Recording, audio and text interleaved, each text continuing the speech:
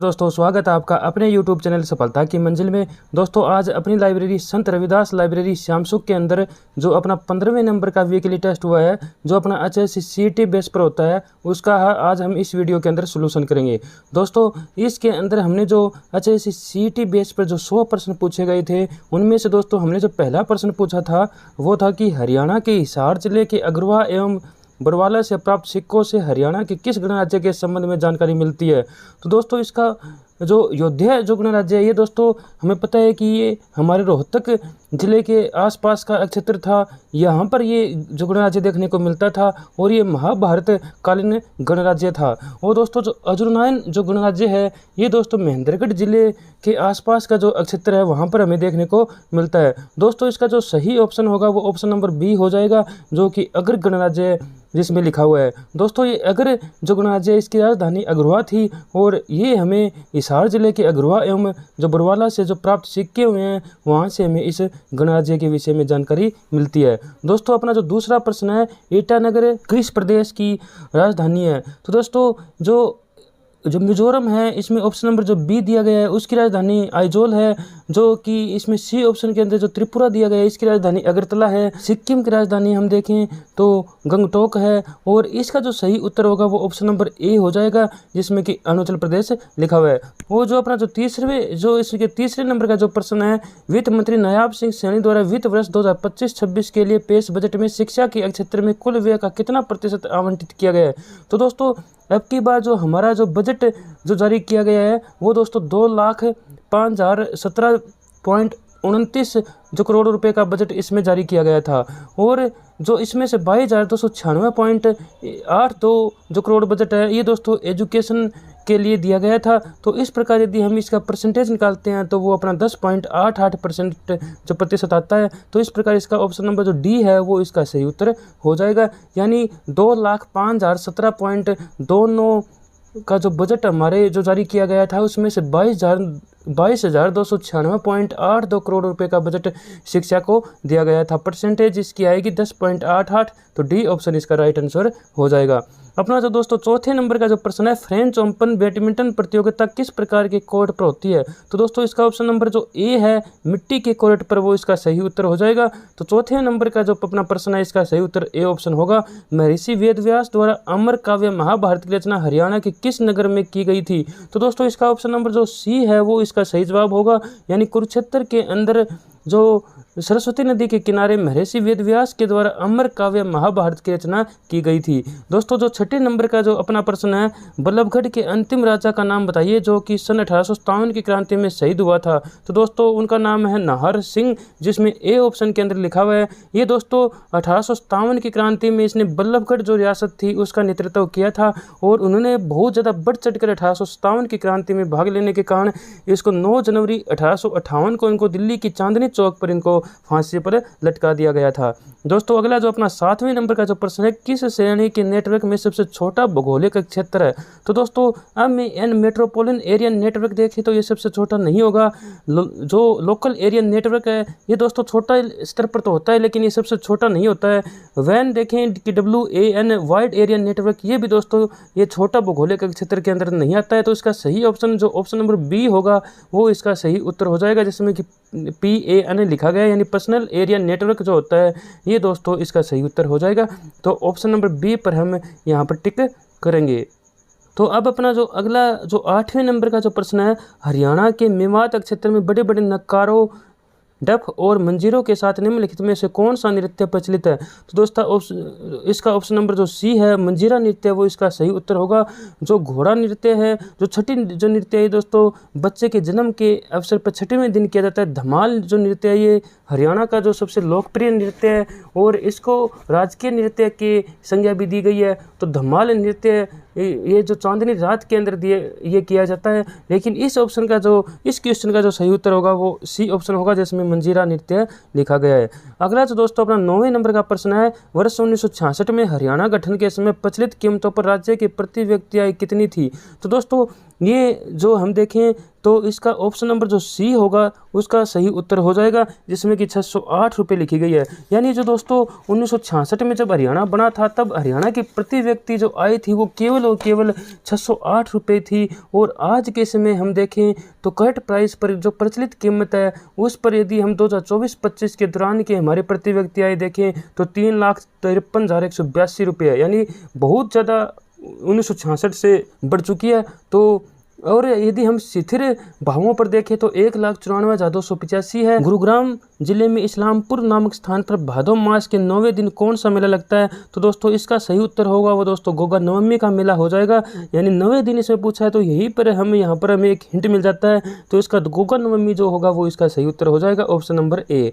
11वां जो प्रश्न है, निम्न में से किस राज्य से कर्क रेखा नहीं गुजरती है? तो दोस्तों हम देखें तो कर्क रेखा हमारे भारत के 8 राज्यों से गुजरती है, जिनमें गुजरात, राजस्थान, मध्य प्रदेश, छत्तीसगढ़, झारखंड, वेस्ट बंगाल, त्रिपुरा और मिजोरम है। तो दोस्तों इन्हीं ऑप्शन के अंदर हम देखें तो इसमें जो बी ऑप्शन दिया गया है उत्तर प्रदेश, वो इसका सही उत्तर होगा। यानी जो कर्क रेखा है वो हमारे उत्तर प्रदेश राज्य से नहीं गुजरती है, जबकि त्रिपुरा, मिजोरम और गुजरात में से ही यह गुजरती है। तो इस प्रकार जो ऑप्शन नंबर जो बी है वो इसका सही उत्तर हो जाएगा। वस्तु की गति दोगुनी करने पर गतिज ऊर्जा कितने गुना होगी? तो दोस्तों इसका ऑप्शन नंबर जो बी होगा जिसमें कि 4 लिखा गया है वो इसका सही उत्तर हो जाएगा। सिंधु घाटी सभ्यता स्थल कालीबंगा का शाब्दिक अर्थ, दोस्तों ये प्रश्न कई बार एग्जाम्स में पूछा जा चुका है। तो दोस्तों सिंधु घाटी सभ्यता जो कि राजस्थान के हनुमानगढ़ जिले में जो कालीबंगा नामक स्थान है उसका दोस्तों इसमें शाब्दिक अर्थ पूछा है, तो इसका डी ऑप्शन हो जाएगा, जिसमें काले रंग की चूड़ियाँ लिखा गया है, तो डी इसका सही उत्तर होगा। नाथुश्री चौपटा किस जिले की उप तहसील है? तो दोस्तों इसका सिरसा ऑप्शन होगा कि नाथुश्री जो चौपटा ये सिरसा जिला के अंदर पड़ता है, तो ये सिरसा जिले की उप तहसील है। अपना जो अगला 15वें नंबर का प्रश्न है उसमें लिखा गया है कि नवीनतम आर्थिक सर्वेक्षण 2024-25 के अनुसार हरियाणा का राष्ट्रीय सकल घरेलू उत्पाद में स्थिर 2011-12 कीमतों पर वर्ष 2024-25 के अग्रिम अनुमानों के अनुसार कितने प्रतिशत योगदान है? तो दोस्तों ये जो स्थिर हम देखें तो 2011-12 के कीमतों पर तो हरियाणा का जो राष्ट्रीय जो जीडीपी है यानी कि सकल घरेलू उत्पाद है उसमें 3.6% का योगदान आता है, तो इसका डी ऑप्शन जो होगा वो अपना राइट आंसर हो जाएगा, जिसमें 3.6% लिखा गया है। अपना जो 16वें नंबर का प्रश्न है, किसका उपयोग नेटवर्क में नोड्स को जोड़ने के लिए करते हैं? तो इसका ऑप्शन नंबर जो सी है जिसमें स्विच लिखा गया है वो इसका सही उत्तर होगा। हरियाणा में वर्ष 1987 में पड़े अभूतपूर्व सूखे में किस सिंचाई परियोजना द्वारा महेंद्रगढ़ जिले में खरीफ फसलों को बचाया गया था? तो इसका दोस्तों ऑप्शन नंबर जो ए जिसमें दिया गया है जवाहरलाल नेहरू उत्थान सिंचाई परियोजना, वो इसका सही जवाब होगा। यदि हम भिवानी उत्थान सिंचाई परियोजना की बात करें तो इसको दोस्तों वीरेंद्र नारायण चक्रवर्ती परियोजना के नाम से भी जाना जाता है, और लोहारू उत्थान सिंचाई परियोजना जो कि इंदिरा गांधी सिंचाई परियोजना के नाम से जानी जाती है, ये दोस्तों एशिया की पहली सिंचाई परियोजना है। तो इस प्रकार से इसका ऑप्शन नंबर जो ए होगा, जो जवाहरलाल नेहरू उत्थान सिंचाई परियोजना है, वो इसका सही उत्तर हो जाएगा। इसके नाम से ही पता है कि जवाहरलाल जो नेहरू उत्थान सिंचाई परियोजना जो कि क्वेश्चन के अंदर पूछा गया है, जो महेंद्रगढ़ जिले में खरीफ फसलों को 1987 में जो सूखा पड़ा था उसमें बचाने के लिए किया गया था। भिवानी और जो लोहारू है ये दोस्तों भिवानी जिले के अंदर पड़ती है। नांगल उत्थान सिंचाई परियोजना है ये दोस्तों हमारे अम्बाला जिले के अंदर पड़ती है। तो इस प्रकार जिसका ऑप्शन नंबर जो ए है वो इसका सही उत्तर होगा, जिसमें जवाहरलाल नेहरू उत्थान सिंचाई परियोजना लिखा गया है। निम्न में से किस उत्सव पर स्त्रियों के द्वारा शीतला माता की पूजा की जाती है? तो दोस्तों ये सिली साते उत्सव होता है, जो त्यौहार होता है जिसमें स्त्रियों के द्वारा शीतला माता की पूजा की जाती है। अपना जो 19वां नंबर का प्रश्न है, दिल्ली से फिरोजपुर राष्ट्रीय मार्ग पर यात्रा करने पर हरियाणा का कौन सा प्रमुख नगर पड़ता है? तो दोस्तों रोहतक, सिरसा और हिसार ये सभी नगर इस पर पड़ते हैं। ऑप्शन नंबर जो डी है वो इसका सही उत्तर हो जाएगा। 20वें नंबर का जो प्रश्न है, हरियाणा राज्य में प्रत्येक गाँव में बिजली पहुँचाने का कार्य कब पूर्ण किया गया? तो दोस्तों इसका जो ये सभी गांवों में बिजली पहुंचाने वाला हरियाणा देश का पहला राज्य बना था, और ये जो पहुंचाने का जो कार्य है ये 29 नवंबर 1970 को पूर्ण किया गया था। यानी ये जो डी ऑप्शन है वो इसका सही उत्तर हो जाएगा। इस दिन जो हमारी उस समय जो प्रधानमंत्री थी इंदिरा गांधी, वो हरियाणा के एक गाँव में आई थी, और इसका औपचारिक रूप से इसका जो घोषणा उन्होंने की थी। तो दोस्तों उस गांव का नाम आपको कमेंट के माध्यम से बताना है कि 29 नवंबर 1970 को जब हरियाणा पूरे देश में बिजली पहुंचाने वाला जो पहला राज्य, गांव-गांव तक बिजली पहुंचाने वाला देश का पहला राज्य बना था। तो इंदिरा गांधी वो हरियाणा के किस गांव के अंदर आई थी और उन्होंने जो अपना संबोधन दिया था। अपना जो 21वें नंबर का जो प्रश्न है उसमें दोस्तों लिखा है कि छठे बिम्स्टेक शिखर सम्मेलन का मेज़बान देश कौन है? तो वो दोस्तों थाईलैंड होगा। तो थाईलैंड ए ऑप्शन के अंदर वो दोस्तों छठे बिम्स्टेक शिखर सम्मेलन का मेज़बान देश है। अपना जो 22वें नंबर का प्रश्न है, लवणता संभावित मृदा वाले जिलों में कौन सा शामिल नहीं है? तो दोस्तों झज्जर, रेवाड़ी और गुरुग्राम ये सभी इसके अंदर शामिल है, लेकिन जो ऑप्शन नंबर बी है जिसमें कुरुक्षेत्र लिखा गया है वो इसके अंदर शामिल नहीं है। लवणता संभावित मृदा नहीं है यहाँ पर पाई जाती है। तो यहाँ पर ऑप्शन नंबर जो बी है कुरुक्षेत्र वो इसका सही उत्तर हो जाएगा। अपना जो 23वां प्रश्न है जिसमें सम्मिलित करना है हमें सूची 1 को सूची 2 से हमें सम्मिलित करना है, जिसमें कि हमें दिया गया है कि बजरी ए के अंदर हमें दिया गया है कांच बालू दिया गया है, वर्मिक्यूलाइट दिया गया है, रेवेदार चूना दिया गया है, रोहतक, महेंद्रगढ़, गुरुग्राम और फरीदाबाद के साथ हमें इसको सम्मिलित करना है। तो दोस्तों यदि हम देखें तो बजरी है ये फरीदाबाद के अंदर हमें देखने को मिलती है, कांच बालू जो है ये हमें गुरुग्राम के अंदर देखने को मिलता है, जो वर्मिक्यूलाइट जो है ये दोस्तों हमें महेंद्रगढ़ ज़िले में मिलता है, रेवेदार चूना जो है ये दोस्तों रोहतक ज़िले के अंदर हमें देखने को मिलता है। तो इसका ऑप्शन नंबर जो ए होगा जिसमें 4, 3, 2, 1 लिखा गया है वो इसका सही उत्तर हो जाएगा। यानी बजरी फरीदाबाद के अंदर, कांच बालू गुरुग्राम के अंदर, वर्मिक्यूलाइट महेंद्रगढ़ के अंदर, रेवेदार जो चूना है ये दोस्तों रोहतक के अंदर हमें मिलता है। निम्न में से कौन सा साहित्यकार उर्दू साहित्य से संबंधित नहीं है? तो दोस्तों रामपत यादव, विशंबर दास शर्मा, अल्ताफ हुसैन अली ये सभी के सभी साहित्यकार उर्दू साहित्य से संबंधित है, लेकिन जो छज्जूराम शास्त्री है ये दोस्तों उर्दू साहित्य से संबंधित नहीं है। तो इसका ऑप्शन नंबर जो सी होगा वो इसका सही उत्तर हो जाएगा जिसमें छज्जूराम शास्त्री लिखा गया है। केंद्रीय कृषि मौसम विज्ञान केंद्र दोस्तों पूना के अंदर है, यानी इसका ऑप्शन नंबर जो डी होगा वो सही जवाब होगा। देहरादून के अंदर हम देखें तो हमारी जो फॉरेस्ट रिपोर्ट आती है जो हर 2 साल के बाद में आती है वो दोस्तों देहरादून से जारी की जाती है। तो दोस्तों इस प्रकार इसका जो डी ऑप्शन होगा वो इसका सही जवाब होगा। करनाल के अंदर दोस्तों हमें पता है कि राष्ट्रीय डेयरी अनुसंधान संस्थान हमें करनाल के अंदर देखने को मिलता है। अगला जो 26वें नंबर का प्रश्न है, फ्यूज तार किस धातु से बना होता है? तो इसका ऑप्शन नंबर ए जो है जिसमें टिन व शीशा लिखा गया है वो इसका सही उत्तर हो जाएगा। फ्यूज जो तार है वो दोस्तों टिन और शीशा से बना होता है। 27वें नंबर का जो प्रश्न है, महात्मा बुद्ध जो है उनके उपनाम इसके अंदर पूछा गया है, जिसमें गौतम बुद्ध, भंते, शाक्य मुनि ये लिखा गया है। तो दोस्तों सभी के सभी ये नाम जो इसमें दिए गए हैं, गौतम बुद्ध, भंते, शाक्य मुनि ये सभी के सभी नाम महात्मा बुद्ध के थे। तो दोस्तों इसका ऑप्शन नंबर जो डी है वो इसका सही उत्तर हो जाएगा। ताज़ा राज्य वन रिपोर्ट के अनुसार क्षेत्रफल व प्रतिशत के अनुसार हरियाणा के किस जिले में सबसे अधिक वन है? तो दोस्तों परीक्षा की दृष्टि से बहुत ही ज़्यादा महत्वपूर्ण प्रश्न बनता है ये कि जो हमारी ताज़ा राज्य वन रिपोर्ट जारी हुई है उसके अनुसार क्षेत्रफल के दृष्टि से भी और प्रतिशत के दृष्टि से भी हमारा जो पंचकुला जिला है वो सबसे ज़्यादा वो जो वनों वाला जिला है, सबसे ज़्यादा वन वहाँ पर है। यदि हम क्षेत्रफल की बात करें तो 390.12 किलोमीटर स्क्वायर है, और यदि हम परसेंटेज की बात करें तो दोस्तों 43.44% यहाँ पर हमें जो वन देखने को मिलते हैं जो इसके भौगोलिक क्षेत्र का। तो दोस्तों सबसे अधिक और सबसे जो क्षेत्रफल में भी और प्रतिशत में भी दोनों में पंचकुला जिला हमारा अव्वल है।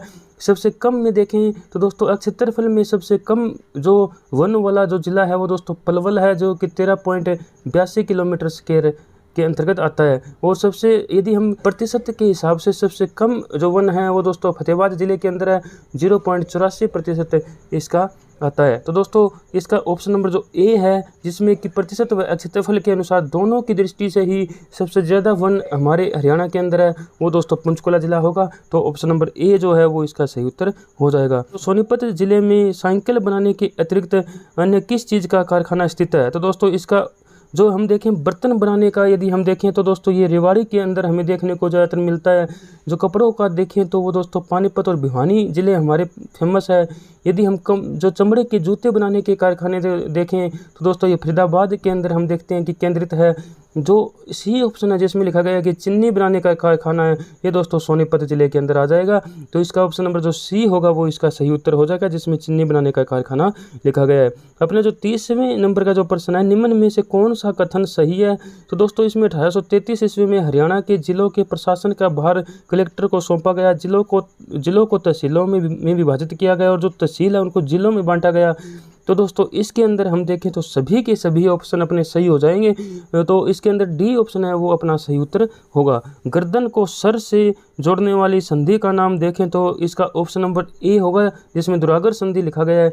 तो ये दोस्तों गर्दन को सर से जोड़ने वाली संधि होती है, तो ए ऑप्शन इसका सही उत्तर हो जाएगा। दस्तावेज के अंत में जाने के लिए हमें बतानिए कि कौन सी कमांड का प्रयोग किया जाता है। तो कंट्रोल प्लस होम नहीं आएगा, अल्ट प्लस में एंड नहीं आएगा, कंट्रोल प्लस में डिलीट नहीं आएगा, तो कंट्रोल प्लस में एंड इसका सही उत्तर होगा, जो कि सी ऑप्शन के अंदर लिखा गया। अपना जो अगला 33वें नंबर का जो प्रश्न है, जिसमें लिखा गया कि 1822 ईस्वी में फतेह सिंह की मृत्यु के बाद उसका उत्तराधिकारी कौन बना। तो दोस्तों संगत सिंह होगा, जिसका उत्तराधिकारी फतेह सिंह की मृत्यु के बाद में बना था। 1822 ईस्वी में जब फतेह सिंह की मृत्यु हो गई थी, उसके बाद में संगत सिंह को उत्तराधिकारी बनाया गया था। वर्ष 1848 में सतारा का ब्रिटिश प्रशासन में विलय किसकी नीति के तहत किया गया था। तो सहायक गठबंधन, दोहरी सरकार, डिवाइड एंड रूल इसके ऑप्शन नहीं होंगे। ऑप्शन नंबर जो बी होगा वो इसका सही उत्तर हो जाएगा।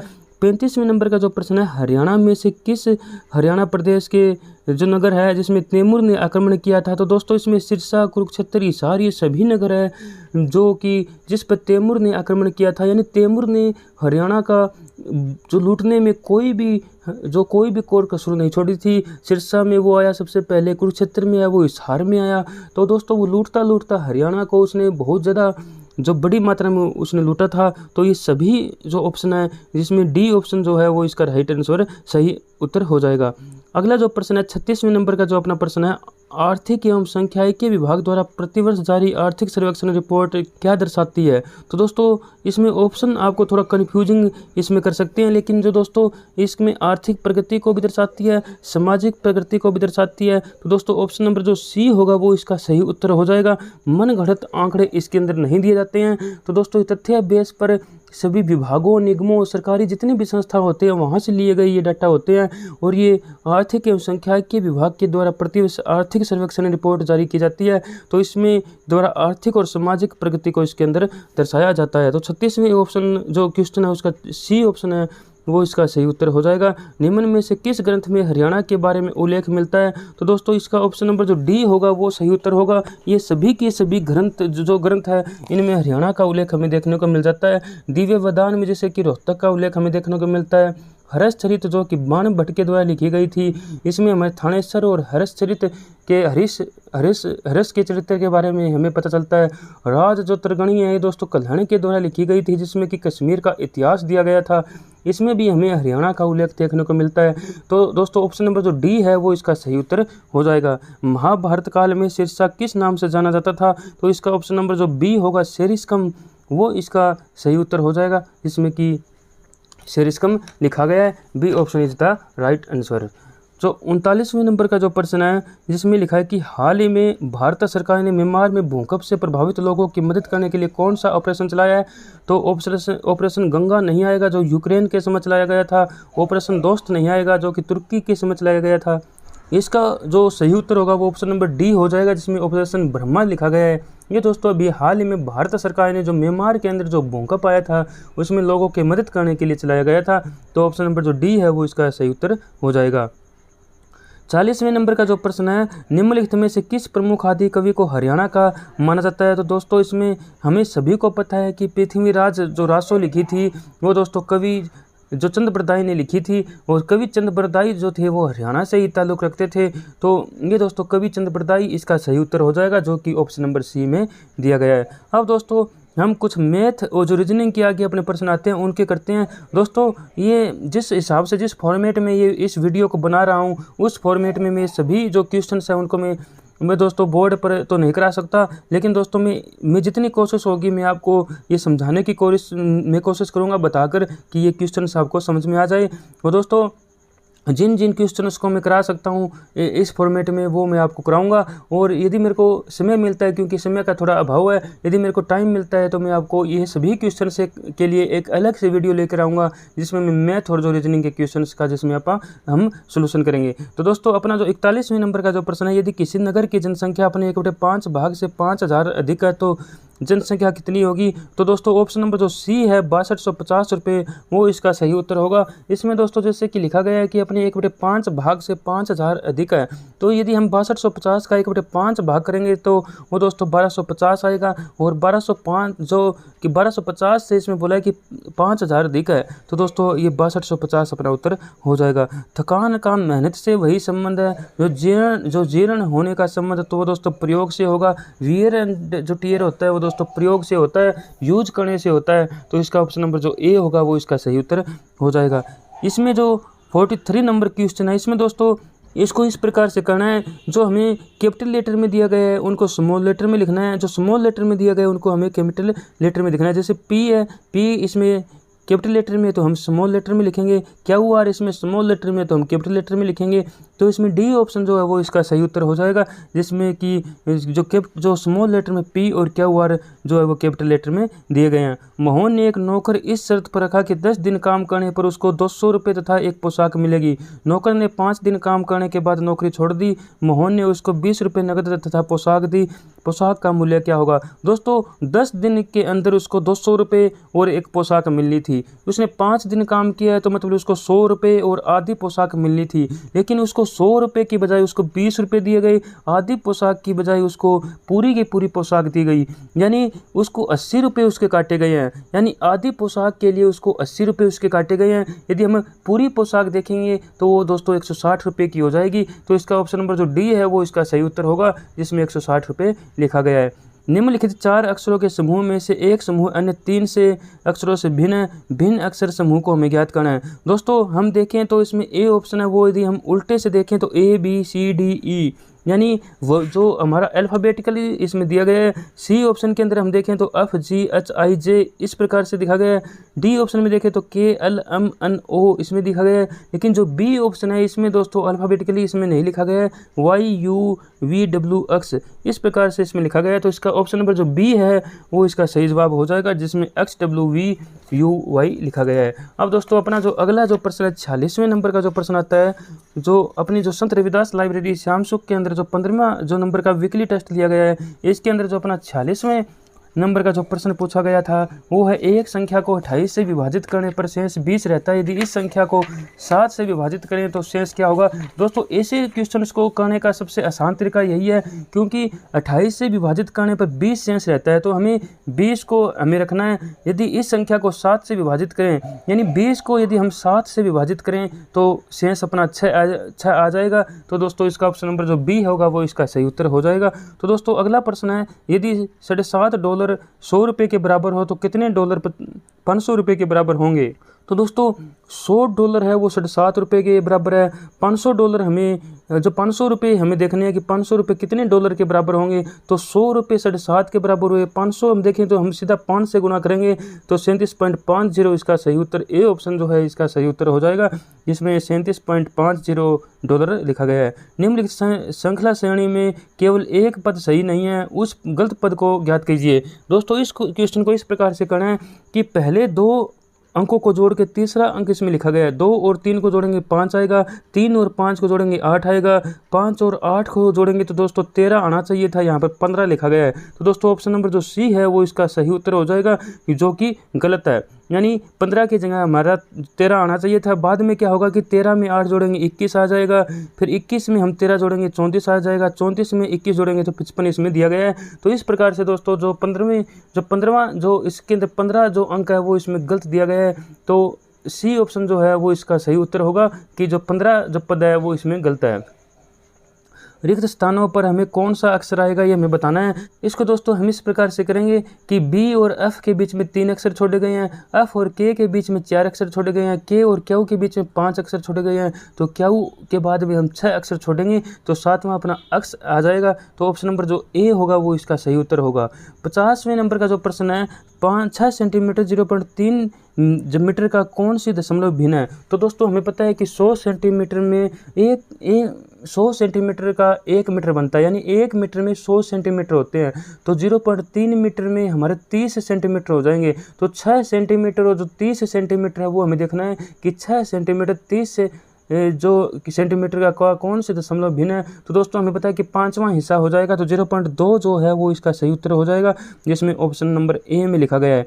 यदि दक्षिण पूर्व उत्तर हो जाए, उत्तर पूर्व पश्चिम हो जाए तथा अन्य दिशाएं भी इसी प्रकार बदल जाए तो पश्चिम क्या हो जाएगा। तो दोस्तों इसका यदि हम करके देखेंगे तो इसका ऑप्शन नंबर जो डी होगा वो इसका सही उत्तर हो जाएगा। यदि मेरे को अच्छा समय लगेगा, टाइम मिलेगा, तो दोस्तों मैं इसको इन सवालों को आपको मैं ज़रूर इसके लिए एक स्पेशल वीडियो लेकर आऊँगा, जो व्हाइट बोर्ड के ऊपर जो क्वेश्चंस को हम दोस्तों करेंगे। अपना जो 52वें नंबर का जो प्रश्न है, सेबों की 12 पेटियां हैं, प्रत्येक पेटी में 12 खाने तथा प्रत्येक खाने में 18 सेब है। यदि 12 पेटियां 1632.96 की बेच दी जाए तो 1 दर्जन सेब का मूल्य हमें पूछा है कि 12 सेब का जो मूल्य हमें पूछा है। तो दोस्तों इसका ऑप्शन नंबर जो सी होगा 7.5 है वो इसका सही उत्तर होगा, यानी 7 रुपये 56 पैसे इसका उत्तर आएगा। तो दोस्तों 53वें नंबर का जो प्रश्न है, जिसमें लिखा है कि यदि रेस्ट को 0,987 और बेस्ट को 29,187 लिखा जाता है तो हमें जो ब्रेस्ट को बताना है कि हमें कैसे लिखना है। तो दोस्तों बी के लिए इसमें यूज किया गया है 2 यूज किया गया है, आर के लिए यदि हम देखें तो इसमें 0 यूज किया गया है, ए के लिए यदि हम देखें तो दोस्तों इसमें 1 यूज किया गया है, एस के लिए हम देखें तो 8 यूज किया गया है, टी के लिए हम देखें तो 7 यूज किया गया है। तो ऑप्शन नंबर जो ए है वो ही इसका सही जवाब हो जाएगा, जिसमें 20,91,87 लिखा गया है। तो ऑप्शन नंबर जो ए है वो इसका राइट आंसर होगा। कथन की सत्यता की पुष्टि कीजिए, कल ही मैंने बर्फ का एक टुकड़ा देखा था जो कि पास के चूल्हे की गर्मी से पिघल चुका था। तो दोस्तों इसका ऑप्शन नंबर जो डी है वो सही उत्तर होगा कि कभी नहीं, क्योंकि जब वो जो बर्फ़ का टुकड़ा पिघल ही चुका था तो दोस्तों हमें उस बर्फ़ के टुकड़े को कैसे देख सकते हैं, क्योंकि बर्फ़ के पिघले हुए जो हमने पानी को देखा था, न कि बर्फ़ के टुकड़े को देखा था। तो दोस्तों ऑप्शन नंबर जो डी है वो इसका सही उत्तर होगा, क्योंकि पिघलने के बाद में वो दोस्तों बर्फ़ का टुकड़ा रहता ही नहीं है, वो दोस्तों पानी हो जाता है। इसमें लिखा है कि मैंने बर्फ के टुकड़े को देखा था जो कि पिघल चुका था। तो पिघलने के बाद में तो हम बर्फ के टुकड़े को देख ही नहीं सकते। तो इसका ऑप्शन नंबर जो डी है वो इसका सही उत्तर हो जाएगा। 2 डालियों में क्रम से 195 और 250 केले हैं जो बराबर बच्चों में बांट दिए जाते हैं। केलों की वह बड़ी से बड़ी संख्या ज्ञात करो जो बांटने के बाद पहली डाली में 3 और दूसरी डाली में 2 केले बचे रहे। तो दोस्तों ऐसे क्वेश्चंस को हम ऑप्शन के हिसाब से भी कर सकते हैं। यदि हम इसका 8 ऑप्शन ले, पहला ऑप्शन ले तो 195 को यदि हम 8 से भाग दें तो 3 शेष बचेगा, 250 को यदि हम 8 से भाग दें तो 2 शेष बचेगा, और यही क्वेश्चन के अंदर पूछा गया है। तो इसका ऑप्शन नंबर जो ए है वो इसका सही उत्तर हो जाएगा, जिसमें 8 लिखा गया है। अगला जो अपना 56वें नंबर का प्रश्न है, निम्नलिखित शब्दों को प्राकृतिक क्रम में व्यवस्थित करने पर पहले और तीसरे शब्द क्रम से होंगे। तो दोस्तों पहले बुखार होगी, बुखार के बाद में डॉक्टर आएगा, डॉक्टर हमें क्या देगा, दवा देगा। तो इसका पहला शब्द बुखार होगा और जो तीसरा शब्द होगा वो दोस्तों दवा होगा। तो इस प्रकार से इसमें जो पहले दिया वही है, वही इसका क्रम हो जाएगा, बुखार और दवा इसका उत्तर होगा, यानी डी ऑप्शन जो है वो इसका सही जवाब हो जाएगा। 57वें नंबर का जो प्रश्न है, एक टंकी का 1/5 भाग पानी से भरा है, उनमें से 8 लीटर पानी निकाल लिया। यदि अब इसका 1/6 भाग पानी से भरा रह जाता है तो पूरी टंकी में कितने लीटर पानी आ सकता है। तो दोस्तों यदि हम इस क्वेश्चन को सोल्यूशन करेंगे तो हमारा जो उत्तर आएगा वो 240 लीटर आएगा। वो दोस्तों यदि मैं आपको पूरी कोशिश करूँगा कि इन जो क्वेश्चन का सोल्यूशन मैं आपको दूँ। तो अभी के लिए दोस्तों मैं इनका आपको उत्तर बता रहा हूँ कि ऑप्शन नंबर जो बी है 240 लीटर वो इसका सही उत्तर हो जाएगा।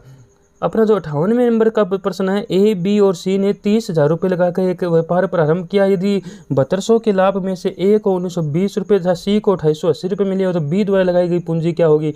दोस्तों 7200 में से ए और सी का यदि हम लाभ घटाएं तो वो दोस्तों 2400 रुपये बच जाएगा। 1920 और 2880 रुपये यदि हम 7200 में से घटाएंगे तो वो 2400 रुपये बच जाएगा। यानी जो लाभ जिस अनुपात में ये बांट रहे हैं उसी के अनुपात में इनकी पूंजी होगी, यही हम इसके अंदर मान के चलेंगे। तो बी की जो पूंजी है वो दोस्तों 2400 रुपये हो जाएगी, यानी 7200 में से 2400 रुपये बी की पूंजी जो बी का लाभ होगा। तो इसमें देखें तो तीसरा हिस्सा निकलता है, तो तीसरा हिस्सा हम देखें तो यानी 10,000 रुपये इसका आ जाएगा। तो डी ऑप्शन जो है वो इसका सही जवाब होगा, यानी 2400 रुपये बी का लाभ होगा और 7200 में से यानी तीसरा हिस्सा होगा, यानी 3:1 में होगा। यदि हमें पूंजी पर लेके चलेंगे तो 10,000 रुपये इसका उत्तर आ जाएगा। तो ऑप्शन नंबर जो डी है वो इसका सही उत्तर होगा। 59वें नंबर का प्रश्न है, शाम के 4 बजे से रात के 10 बजे तक कितनी बार दोनों सुइयां परस्पर लंब होगी, यानी समकोण बनाएगी। दोस्तों हमें पता है कि वो 12 घंटे में वो 22 बार समकोण बनाती है और 4 बजे से लेकर रात के 10 बजे तक इसमें 6 घंटे होते हैं। 12 घंटे में वो 22 बार समकोण बनाती है, तो दोस्तों 6 घंटे में वो 11 बार समकोण बनाएगी। तो इसका ऑप्शन नंबर जो डी है वो इसका सही जवाब हो जाएगा, जिसमें कि 11 लिखा गया है। एक उम्मीदवार को 65% वोट मिले और 2745 वोटों से जीत गया। बताओ कुल कितने वोट पड़े, जबकि कुल उम्मीदवार 2 थे। यानी इस जब 2 उम्मीदवार है, इसको 65% वोट मिले हैं, तो दूसरे उम्मीदवार को 35% वोट मिले होंगे। तो दोस्तों इन दोनों के बीच में 40% का अंतर आ जाता है और 40% का अंतर आने की वजह से वो 2745 वोटों से जीत जाता है। तो दोस्तों 2745 है, ये दोस्तों 40% है। हम यदि इसका कुल वोट निकालेंगे तो हम 100 से गुणा कर देंगे, तो हमारा उत्तर जो आएगा वो दोस्तों अपना डी ऑप्शन आ जाएगा, जिसमें कि 9150 रुपये लिखा गया है। तो जो जिसमें 9150 वोट जिसमें लिखा गया है, तो डी ऑप्शन इसका सही उत्तर होगा। यदि मेरी के पिता के चाचा एडवर्ड के पिता के पोते हैं तथा एडवर्ड अपने पिता की इकलौती संतान है, तो मेरी इसे एडवर्ड का क्या संबंध है। तो दोस्तों यदि हम कर दें, यदि हम इसको करेंगे तो परबाबा इसका उत्तर आएगा, यानी परदादा इसका उत्तर आएगा। यदि हम इसको करके देखेंगे तो इसका ऑप्शन नंबर जो सी है वो इसका सही उत्तर हो जाएगा। निम्नलिखित प्रश्न में से एक शब्द दिया गया है जिसके नीचे दिए गए शब्दों में से एक शब्द दिए गए शब्दों के अक्षरों से नहीं बनता है, उस शब्द को हमें पहचानना है। तो दोस्तों ए ऑप्शन में नेशन जो ग्रांट जो स्तन इसमें दिया गया है वो दोस्तों सभी के सभी इससे बन जाते हैं, लेकिन जो रिकॉग्नाइज जो शब्द है वो इससे नहीं बन पाएगा। आर इसके अंदर है, ई इसके अंदर नहीं है, यानी ई जो अल्फ़ाबेट है वो नहीं होने के कारण इसमें जो रिकॉग्नाइज जो है वो नहीं बन पाएगा। तो इसमें ऑप्शन नंबर जो सी है वो इसका सही उत्तर हो जाएगा। सुबह 9 बजे से शाम 2 बजे ताप शिथिल गति से 21 डिग्री सेल्सियस से 36 डिग्री सेल्सियस हो जाता है। दोपहर का ताप हमें बताना है। तो दोस्तों 5 घंटे में वो 21 से बढ़कर 36 यानी 15 डिग्री सेल्सियस बढ़ जाता है। 5 घंटे में वो दोस्तों 15 डिग्री सेल्सियस बढ़ जाता है। तो 1 घंटे में वो दोस्तों 3 डिग्री सेल्सियस बढ़ेगा। इसमें दोपहर का पूछा है, ठीक 12 बजे का हमें बताना है। तो 3 घंटे में तो दोस्तों 1 घंटे में वो 3 डिग्री सेल्सियस बढ़ता है, तो 3 घंटे में वो 9 डिग्री सेल्सियस बढ़ जाएगा। 9 बजे यदि जो तापमान 21 डिग्री सेल्सियस था, तो वो दोस्तों 12 बजे इसमें यदि हम 9 जोड़ेंगे तो वो 30 डिग्री सेल्सियस हो जाएगा। तो ऑप्शन नंबर जो सी है वो इसका सही उत्तर हो जाएगा। एक कारखाने में काम करने वालों की 2 श्रेणियां हैं। प्रत्येक कर्मचारी उतने ही रुपए किसी चंदे में देता है जितने की उसकी श्रेणी में कर्मचारियों की संख्या है। यदि कुल 196 इकट्ठे हुए तो इनमें से 16 रुपये जो कारखाने के मालिक ने दिए, तो उस कारखाने में कुल कितने कर्मचारी है। तो दोस्तों इसमें 2 श्रेणियां हैं और यदि हम इस क्वेश्चन को करेंगे तो एक श्रेणी हम x मानेंगे, दूसरी y मान लेंगे। दोनों का हम x का स्क्वायर प्लस में y का स्क्वायर बराबर करेंगे तो 180 रुपये, क्योंकि 196 रुपये में से 16 रुपये जो मालिक ने दिए हैं वो हमें ज्ञात ही नहीं करना है मालिक को, तो हमें कर्मचारियों को देखना है। तो दोस्तों हमें 2 संख्या ऐसी लेनी होगी, यदि हम उनका यदि स्क्वायर करेंगे तो वो 180 आ जाए। तो दोस्तों 2 संख्याएँ हमें वो लेंगे, वो 12 और 6 लेंगे। तो दोस्तों 12 की हम स्क्वायर करेंगे 144 आएगा, 6 की स्क्वायर यदि हम करेंगे तो 36 आएगा। 144 और 36 180 रुपये इस प्रकार से आ जाएंगे। तो 12 और 6 18 इसका सही उत्तर हो जाएगा, जिसमें ऑप्शन नंबर ए में लिखा गया है। यानी 2 श्रेणियां होंगी, एक में 12 होंगे और दूसरे में 6 सदस्य होंगे। प्रश्न संख्या 65 और 66 में नीचे दिए गए 4 चित्र ए बी सी व डी में से एक ऐसा चित्र आपको चुनना है जो नीचे दिए गए 3 प्रकार के वर्गों के संबंध का आधिकारिक रूप से प्रतिनिधित्व करता है। तो दोस्तों इस प्रश्न के अंदर पिता माता और परिवार जो दिया गया है, ये दोस्तों इसका ऑप्शन नंबर जो होगा वो दोस्तों होगा वो इसके अंदर आ जाएगा, क्योंकि परिवार के अंदर माता भी होता है पिता भी होता है। तो इसके अंदर डी ऑप्शन है वो होगा। शब्द पैराग्राफ और जो पृष्ठ है इसके अंदर दोस्तों बी ऑप्शन होगा, क्योंकि दोस्तों सबसे जो बड़ा होगा वो दोस्तों अपना पृष्ठ होगा, पृष्ठ के अंदर पैराग्राफ होगा और पैराग्राफ के अंदर दोस्तों शब्द होंगे। तो इस प्रकार से बी ऑप्शन जो होगा वो इसका सही उत्तर हो जाएगा। अपना अगला जो 67वें नंबर का प्रश्न है, 150 मीटर लंबी एक सवारी गाड़ी विपरीत दिशा से आती हुई 100 मीटर लंबी किसी मालगाड़ी को पास करती है। यदि सवारी गाड़ी और मालगाड़ी की चाल क्रमशः 39 किलोमीटर प्रति घंटा और 21 किलोमीटर प्रति घंटा हो तो पार करने में कितना समय लगेगा। तो दोस्तों ऐसे सवालों के अंदर हम दोनों की, क्योंकि वो दोनों एक दूसरे को क्रॉस करेगी, तो दोनों की लंबाई हम देखेंगे 150 मीटर और 100 मीटर, यानी दोनों की लंबाई जोड़कर वो दोस्तों 250 मीटर हो जाएगी। यदि हम उनकी चाल भी जोड़ेंगे 39 किलोमीटर प्रति घंटा 21 किलोमीटर प्रति घंटा, तो दोस्तों वो 60 किलोमीटर प्रति घंटा हो जाएगी। यानी वो 1 घंटे में 60 60 किलोमीटर निकालती है तो हमें देखना है कि वो 250 मीटर कितने समय में निकाल देगी। तो दोस्तों इस प्रकार से हम इस क्वेश्चन को करेंगे। दोनों की लंबाई जोड़ देंगे, दोनों की उनकी गति स्पीड हम जोड़ देंगे, चाल हम जोड़ देंगे। तो हम इस प्रकार से इस क्वेश्चन को यदि हम करेंगे तो ऑप्शन जो उत्तर है वो दोस्तों 15 सेकंड आ जाएगा। तो ऑप्शन नंबर जो बी है वो इसका सही उत्तर होगा। 68वें नंबर का जो प्रश्न है, 10,000 रुपये का 10% वार्षिक चक्रवृद्धि ब्याज की दर से 4 वर्ष में कितना मिश्र धन। दोस्तों जब हम मूलधन में अपना जो ब्याज है वो हम जोड़ देते हैं तो दोस्तों अपना मिश्र धन आता है। तो यदि हम 4 वर्षों का चक्रवृद्धि ब्याज यदि हम मूलधन में जोड़ेंगे तो अपना दोस्तों 14,641 आ जाएगा। तो ऑप्शन नंबर जो ए है वो इसका सही उत्तर होगा। प्रश्न चिन्ह दिया गया है और हमें बताना है कि उत्तर आकृतियों में से कौन सी आकृति जो प्रश्न चिन्ह के स्थान पर आएगी। तो दोस्तों इसमें दोस्तों जो इसमें दर्पण चित्र एक प्रकार से हमें दिखाई दे रहा है। जो पहले वाला जो चित्र है इसमें जो क्वेश्चन के अंदर वो दोस्तों इसका दर्पण चित्र है। इसी प्रकार जो इसमें क्वेश्चन मार्क की जगह दिखाया गया है वहाँ पर हमें देखना होगा कि इसका दर्पण चित्र कौन सा होगा। ऑप्शन नंबर जो ए होगा वो इसका सही उत्तर हो जाएगा। अपना जो दोस्तों 70वें नंबर का जो प्रश्न है, 15 रुपये वाले 19.80 की दर से 80 शेयर खरीदने के लिए कितनी धनराशि की आवश्यकता होगी जबकि दलाली 20 पैसे हो।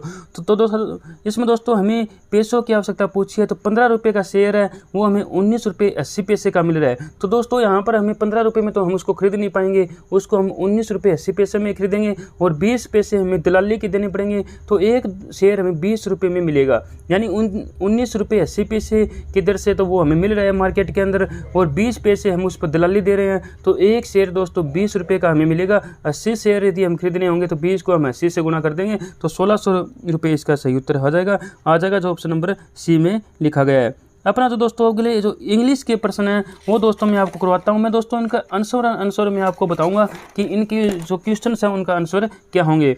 अपना जो 71वें नंबर का जो प्रश्न है उसमें दोस्तों डी ऑप्शन जो है जिसमें ऑल लिखा गया वो इसका सही उत्तर होगा। 72वें नंबर का जो सी ऑप्शन है जिसमें ए लिखा गया वो इसका सही उत्तर होगा।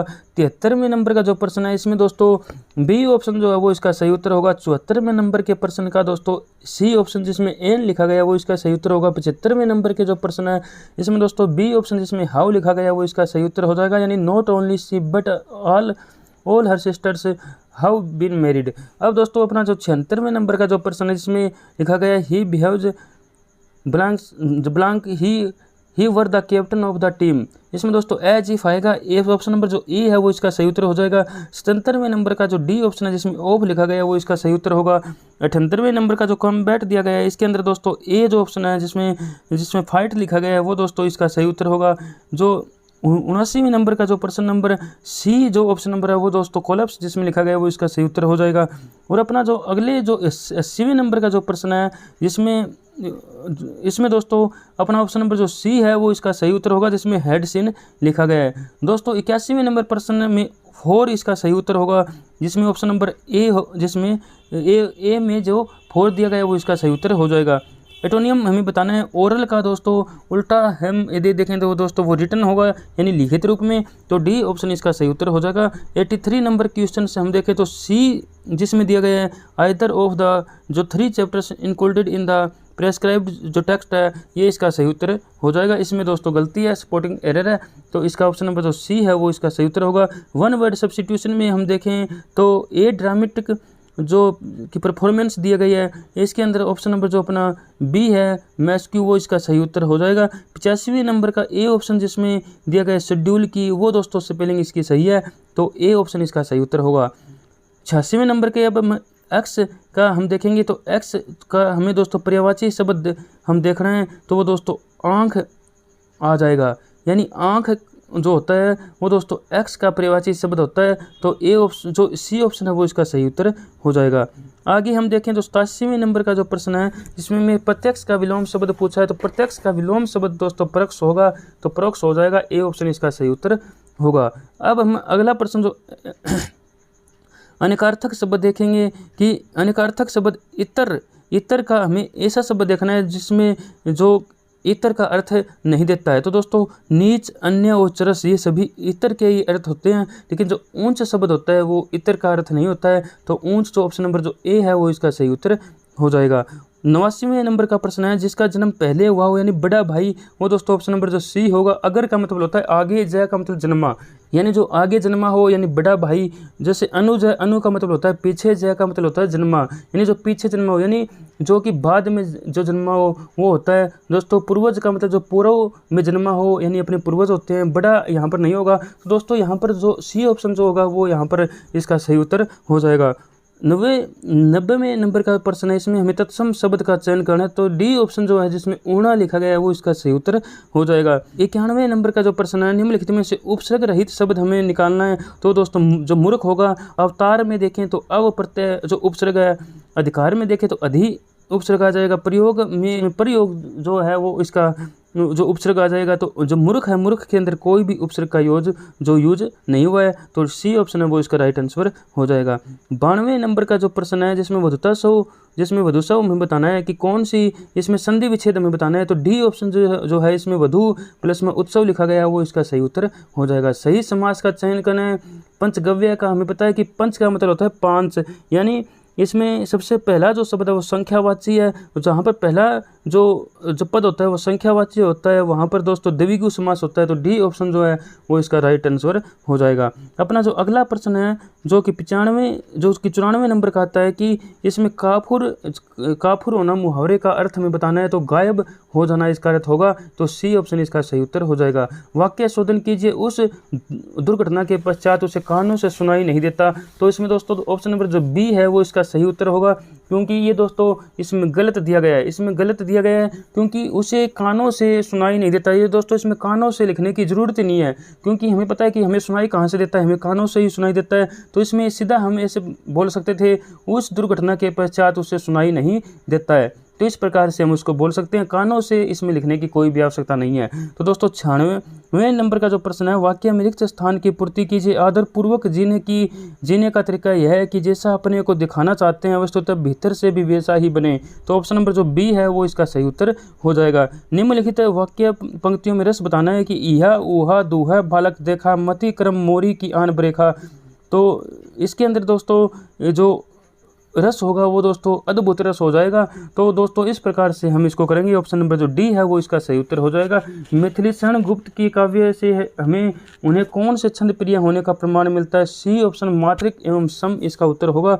मंगल को देखी पट देख बार बार है, इसमें दोस्तों जो अलंकार बताना है, ये दोस्तों हमारे बहुत बार हमें ये सुनने को मिलता है। इसके अंदर दोस्तों श्लेष अलंकार होता है। इसमें क्या होता है कि श्लेष अलंकार, श्लेष का मतलब होता है चिपका होना, यानी जहाँ पर एक ही शब्द के अनेक अर्थ चिपके होते हैं वहाँ पर हम श्लेष अलंकार लेते हैं। तो इस जो प्रश्न के अंदर जो 99 नंबर का, इसके अंदर दोस्तों श्लेष अलंकार हो जाएगा। जो शब्द समूहार्थी नहीं है, नहीं जो एक समूह का अर्थ नहीं देते हैं, जैसे कुल का हमें देखना है कि जो नकुल होगा वो इसका सही उत्तर होगा, क्योंकि क्षत्रिय कुल ये हमें एक समूह का अर्थ देते हैं। गुरुकुल वो भी हमें एक समूहार्थी शब्द है। ब्राह्मण कुल ये भी दोस्तों एक समूहार्थी शब्द है, लेकिन जो नुकुल है ये दोस्तों केवल एक नाम है, तो ये दोस्तों इसका सही उत्तर हो जाएगा। तो इस प्रकार से दोस्तों हम हमारे जो 15वें नंबर का जो हमारा जो संत रविदास लाइब्रेरी श्यामसुख के अंदर जो वीकली टेस्ट लिया गया था, मैंने आपको सभी के उत्तर मैंने आपको बता दिए हैं।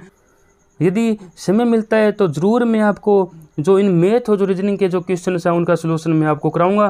तो दोस्तों अब हम अपनी जो अगली वीडियो है जिसमें संत रविदास लाइब्रेरी श्यामसुख के जो अपना 16वें नंबर का वीकली टेस्ट होगा उसके सोल्यूशन के साथ मिलेंगे। अब दोस्तों मिलते हैं हम अपनी अगली वीडियो में। Thank you.